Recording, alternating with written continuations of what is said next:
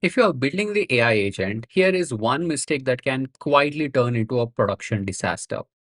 Letting the agent directly call every tool it can see. Now that sounds convenient in a demo, but in a real system, tool access is not just the capability, it's a boundary. An agent might need to search a policy document. So it's a read action. But creating a support ticket or creating a refund for a customer, deleting a customer record, or updating your CRM or triggering an internal workflow. Now, these are right action. They should not be treated the same way as your read action.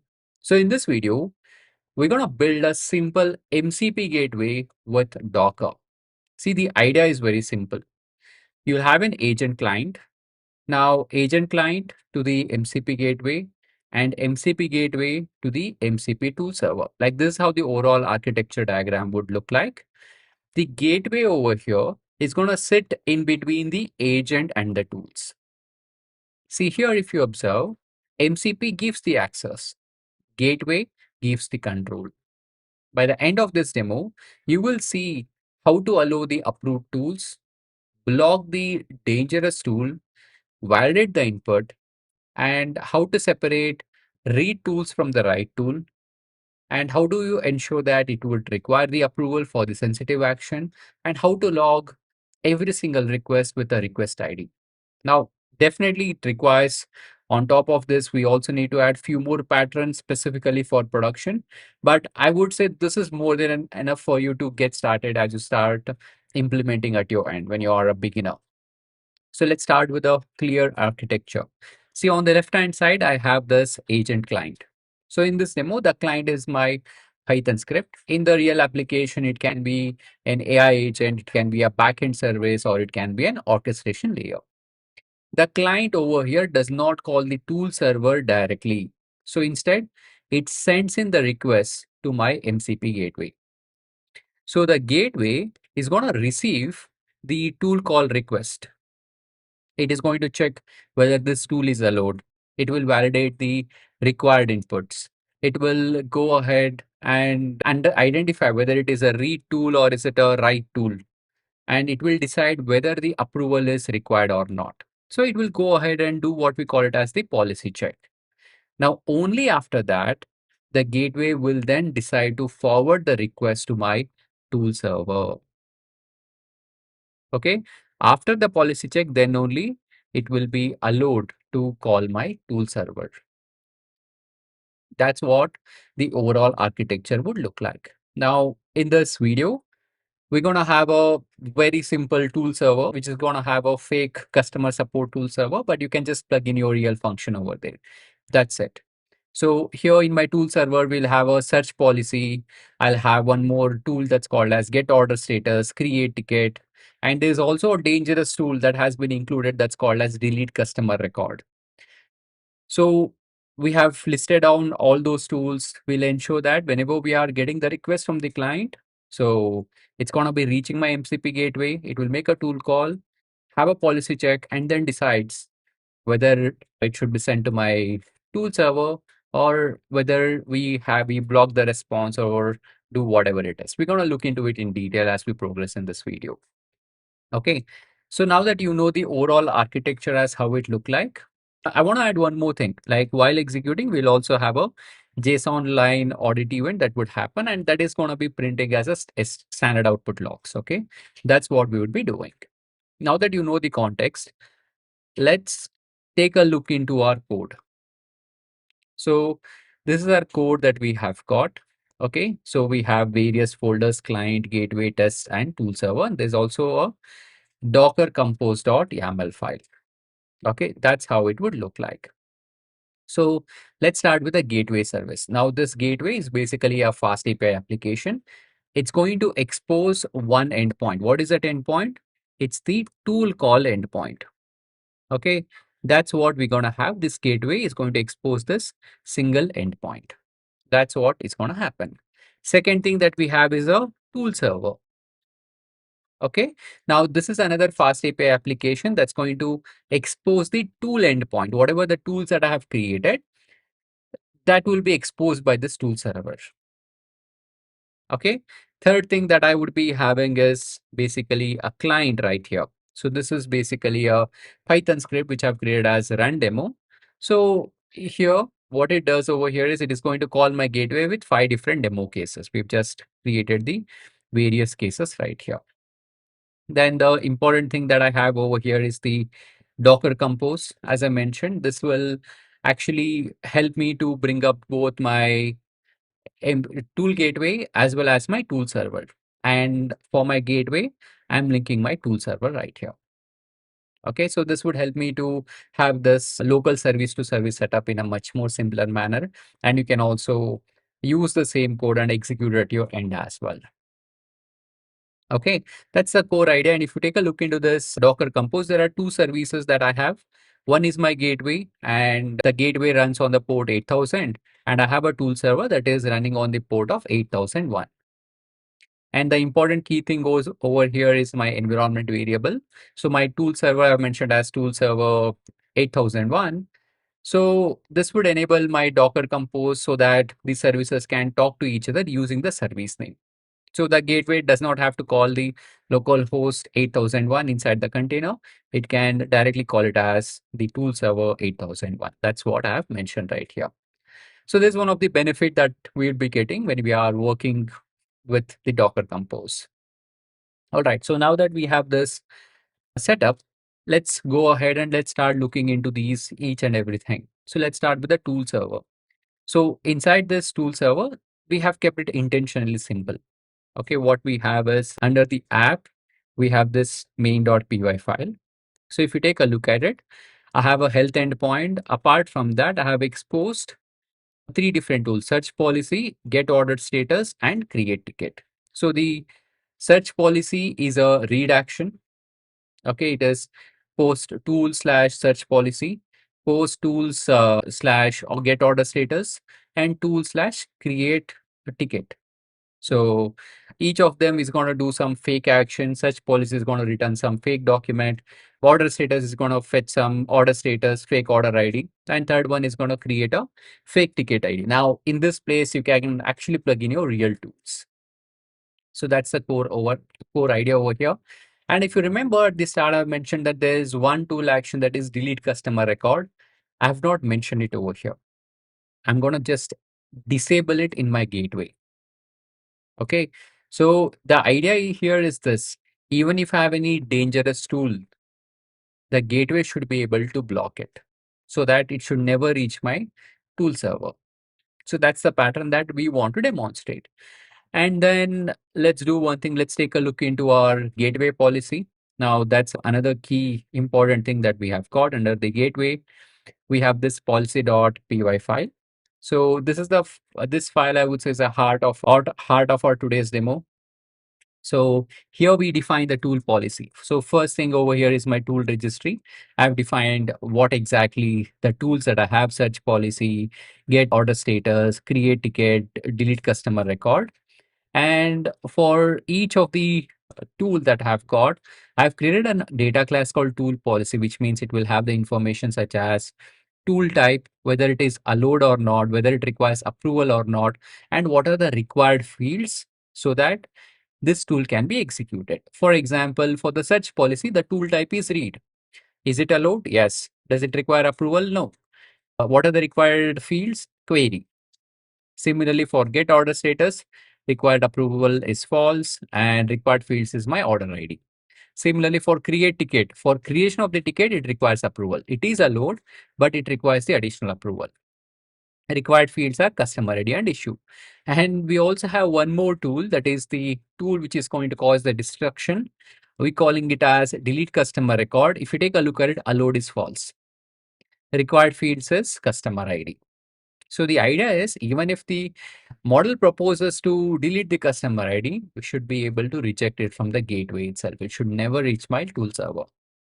That is the key thing. And we have ensured that it requires approval only for the write action, not for the read. And this is intentional because we should not be treating both read and write as the same things. Okay. Though that's the key thing that we have defined for our policy.py file. So the key thing here is this, like As and when we receive the request, the gateway is going to check our like our policy that we have got. Okay. First thing it will do is it will check whether this tool is actually present in my tool registry, whether it is valid or not. If the tool is unknown, that itself I would go ahead and I would reject it. Okay. And then I will also check whether it requires approval or not, and am I having the necessary approval. If I'm having the approval and if it requires approval, then I'll allow it, else I would block it. And then I'll also check whether it is like by default not allowed. Then in such scenario, I would go ahead and maybe I'm going to reject that request. So that's the order that we actually going to follow over here. That's the policy. That's how we actually mention the policy when we are working. And all those check is actually mentioned right here. See, if it's not present, it's blocked. Okay, policy is none. Okay, then we have mentioned the logic in this manner, and this order is important, guys. Okay, that's a key thing that I want you to remember. These checks will happen in a specific order. So this is the overall idea about the policy. Let me show you the architecture diagram. See, when my client sends in the request to my MCP gateway, it goes to my policy check. Okay, that's how the check is going to happen, whether it is an unknown or blocked. We're going to have a blocked response. If it is missing information, invalid input response. If it is right tool without approval, we're not going to allow it. And then we'll say, okay, if it is allowed read or is it a right call, then only we will go ahead and send it.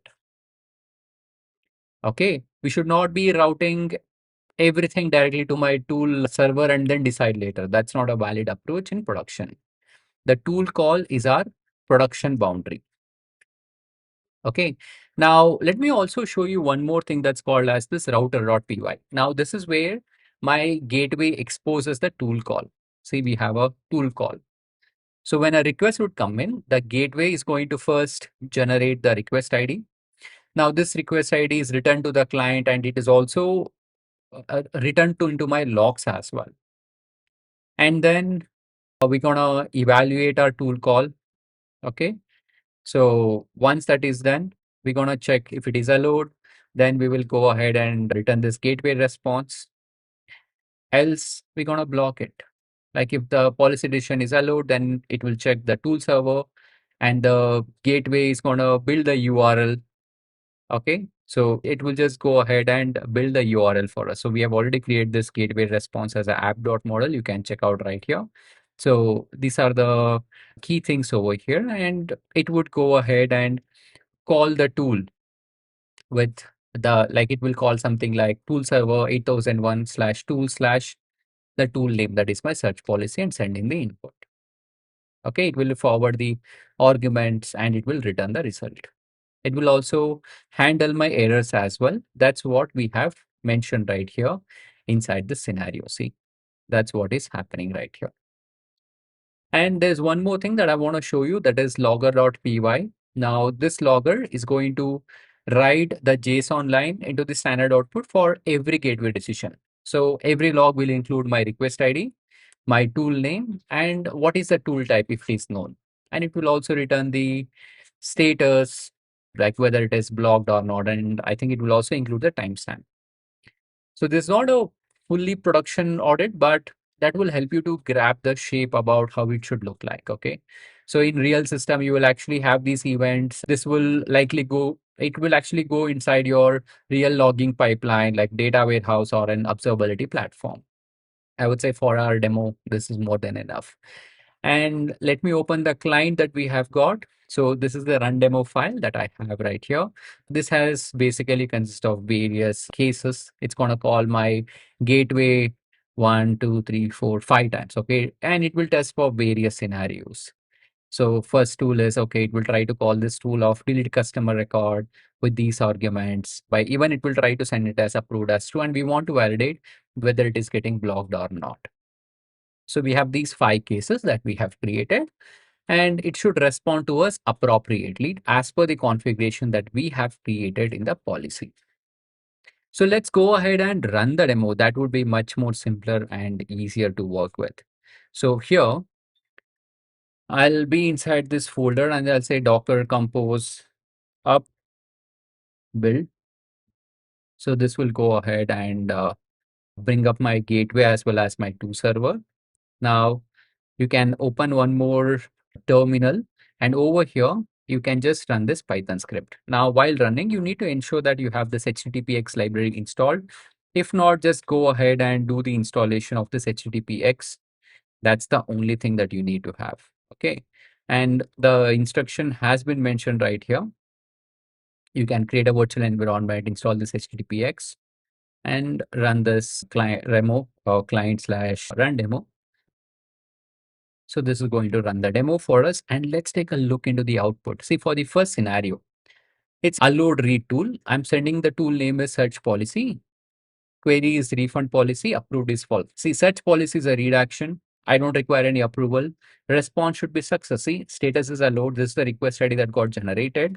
A refund policy name, like we have the output.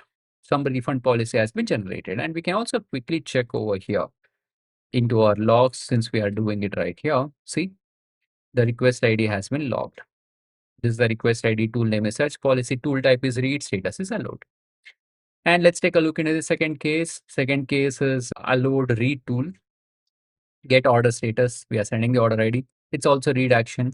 We should not be having any issue. We can quickly check the request ID as well. See, here read status is allowed. That is great. And we can also see some output here.